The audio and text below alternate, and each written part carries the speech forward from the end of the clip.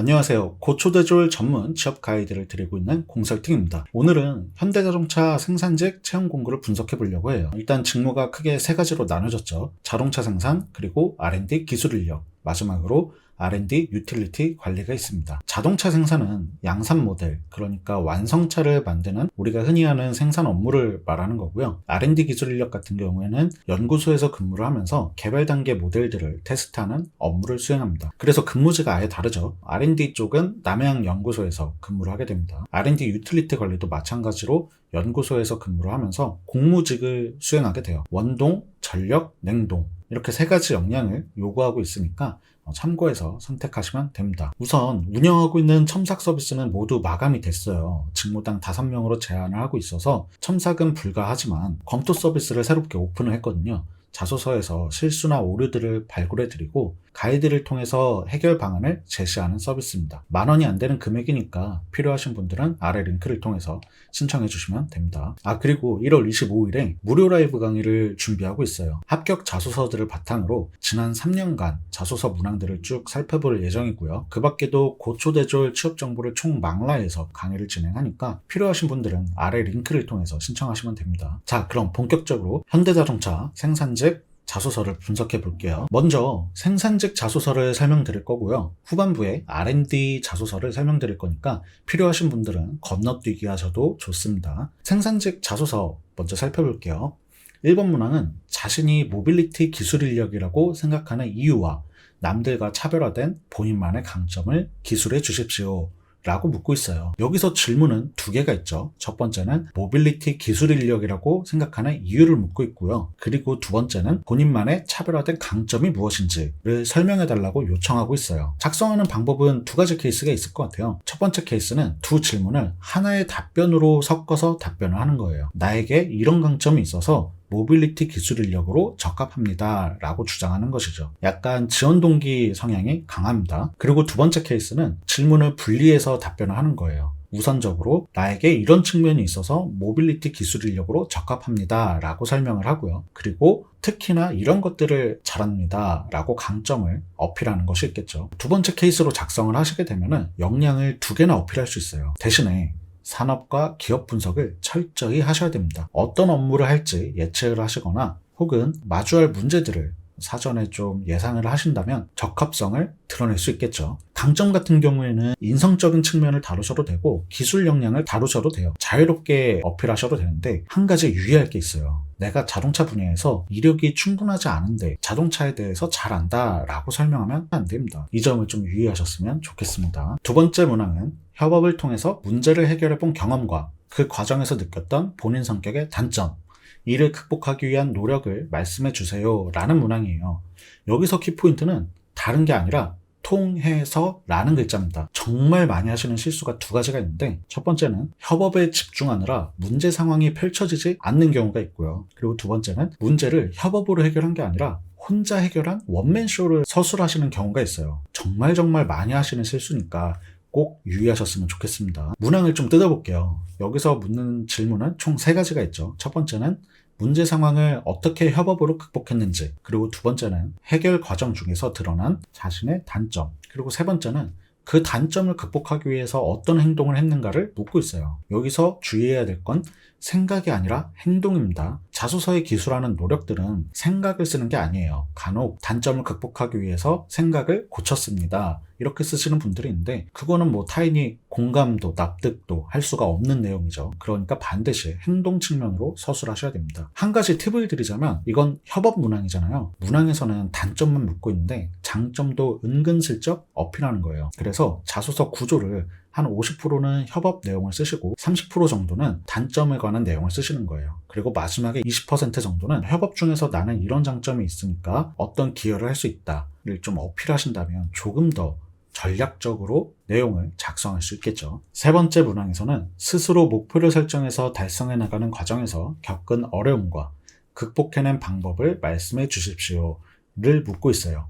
여기서 키포인트는 스스로라는 단어입니다. 남들이 정해준 목표가 아니죠. 자발적으로 설정한 목표여야 합니다. 그런데 그 목표를 왜 설정했는가 이유를 서론 부분에 담아줄 필요가 있어요. 그래야만 자소서를 읽는 다른 사람들이 납득할 수가 있겠죠. 이 문항도 뜯어보면 질문이 3가지나 있습니다. 첫 번째는 어떤 목표를 설정했는지를 묻고 있어요. 이 목표는 반드시 명확하게 설명을 해줘야 돼요. 서론 부분에 꼭 담아주시고요. 그리고 두 번째는 그 목표 달성 과정 중에서 어떤 어려움을 겪었는지를 묻고 있어요. 어려움이라 하면은 내 예상과 다른 상황이 전개됐거나 아니면 예측 자체가 불가능한 상황이 펼쳐졌기 때문에 겪는 거거든요. 그러니 그 상황들을 조금 구체적으로 다뤄주시면 다른 사람들이 조금 더 공감하기가 쉬워집니다. 마지막으로는 어떻게 극복했는지를 묻고 있어요. 이건 되도록 논리적으로 서술하시는 게 좋아요. 인과관계를 활용하시면 좋겠죠. 왜냐면은 문제를 해결하는 방법들은 되게 다양할 수가 있어요. 예를 들어서 콩국수가 싱거울 때 누구는 설탕을 넣고 누구는 소금을 넣습니다. 무엇을 넣든 상관이 없죠. 해결만 되면 되니까요. 그런데 소금이든 설탕이든 그걸 왜 선택했는지 그 논리적인 이유가 자소서에서는 반드시 있어야 됩니다. 이 문항에서 팁을 한 가지 드리자면 내 행동의 전후 상황을 표현해주면 좋아요. 그런 식으로 글 구조를 처음부터 만들어 놓고 작성을 하시면 타인이 지원자님 경험을 조금 더 쉽게 이해할 수가 있습니다. 자, 지금까지 설명드린 내용을 바탕으로 한번 자소서를 작성해 보시고요. 그래도 혹시나 오류나 실수가 있을까봐 걱정이 되시는 분들은 아래의 URL을 통해서 검토 서비스를 신청해 주시면 됩니다. 자, 이제 R&D 자소서를 분석해 볼게요. 1번 문항은 공고에 제시된 직무 내용을 참고하여 본인이 가장 관심 있는 분야는 무엇이며 해당 직무에 지원한 동기와 남들과 차별화되는 본인만의 강점을 기술해 주십시오를 묻고 있어요. 직무 내용 같은 경우에는 보기가 주어져 있죠. 벤치 실사 테스트, 정비, 차량 분해 분석, 시험차 제작 검증, 배터리 안정성 시험, 수소 전기차 개발 지원이 있습니다. 이 중에서 하나를 선택하시면 되고요. 선택하는 기준은 동기나 관심도를 통해서 드러낼 수가 있습니다. 이 동기나 관심도를 설명하는 방법은 2가지 케이스가 있어요. 첫 번째는 직무 소개와 상세 내용을 참고하는 거예요. 참고한 내용을 바탕으로 그 업무를 내가 잘 수행할 수 있을 것이라 판단해서 지원했습니다 라고 설명하는 방법이고요. 그리고 두 번째는 직무에 대한 가치를 설명하는 거예요. 이 직무가 어떤 가치를 창출할 수 있는지 혹은 미래 관점에서 이 직무가 중요하다고 판단해서 지원했다고 설명하시면 됩니다. 왜 중요하다고 생각하는지 이유가 논리적으로 좀 담겨야겠죠. 강점 같은 경우에는 인성이든 기술 역량이든 상관없이 자유롭게 서술할 수 있어요. 대신에 자동차 분야의 이력이 충분하지 않을 경우 자동차에 대해서 잘 안다고 설명하시면 두 번째 문항입니다. 문항 1번에서 기술한 관심 직무 혹은 강점과 관련된 전공 과목을 선정하여 해당 과목에서 습득한 역량 및 성취도를 기술하고 성취를 위해 노력한 경험에 대해 서술해 주십시오를 묻고 있어요. 전공 과목을 최대 3개까지나 서술할 수 있기 때문에 인성을 다루셔도 좋고 업무 자세의 중요성을 언급하셔도 좋습니다. 그런데 반드시 하나 정도는 기술적인 측면을 언급하셔야 돼요. 기술적인 측면은 실습을 통해서 표현할 수가 있겠죠. 실습 경험을 어떤 걸 선정해야 되는지 모르는 분들이 좀 계세요. 실습 경험은 추천드리는 게 2가지가 있습니다. 첫 번째는 난이도 자체가 높은 것을 완수한 경험, 그리고 두 번째는 실습 중 발생한 난관을 내가 스스로 해결한 경험을 다룰 수가 있습니다. 대신에 어떤 행동을 했는지 구체적으로 담아주셔야 내 기술 수준을 타인이 가늠할 수가 있습니다. 자, 이제 3번 문항이죠. 다른 사람들과 함께 일을 했던 경험에 대해 설명하고 협업 과정에서 본인이 구체적으로 어떠한 역할과 노력을 하였는지 서술해 주십시오를 묻고 있어요. 여기서 키포인트는 협업입니다. 협업. 하나의 목표를 향해서 여럿이 함께 노력한 경험을 묻고 있어요. 은근히 많이 하시는 실수가 혼자서 원맨쇼한 경험을 쓰시는 분들이 있더라고요. 절대 안 됩니다. 분업을 했어야 되고 그 분업한 것 안에서 나는 어떤 노력들을 했는지 를 표현하시면 좋아요. 팁을 하나 드리자면 팀을 위해서 내가 기여를 했거나 혹은 팀원을 위해서 배려를 한 내용을 조금 더 다뤄주시면 가점을 얻을 수가 있습니다. 자, 이제 4번 문항입니다. 본인에게 주어진 역할 혹은 과제를 책임감 있게 수행한 경험에 대해 설명하고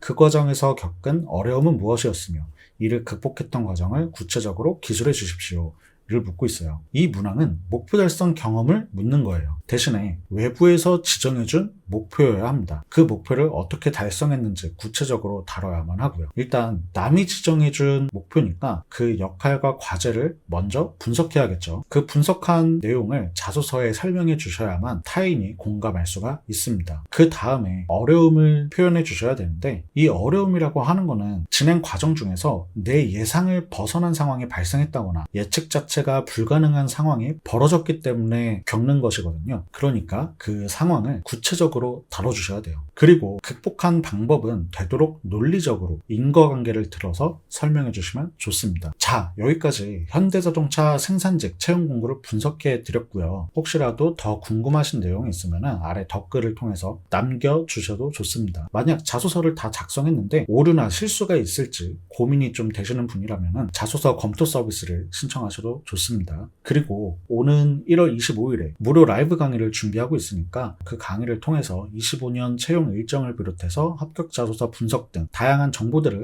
얻어 가시면 좋겠습니다. 여기까지 고초대졸 전문 취업 가이드를 드리고 있는 공설팅이었고요. 조만간 또 S51 자소서 분석으로 찾아뵙겠습니다. 감사합니다.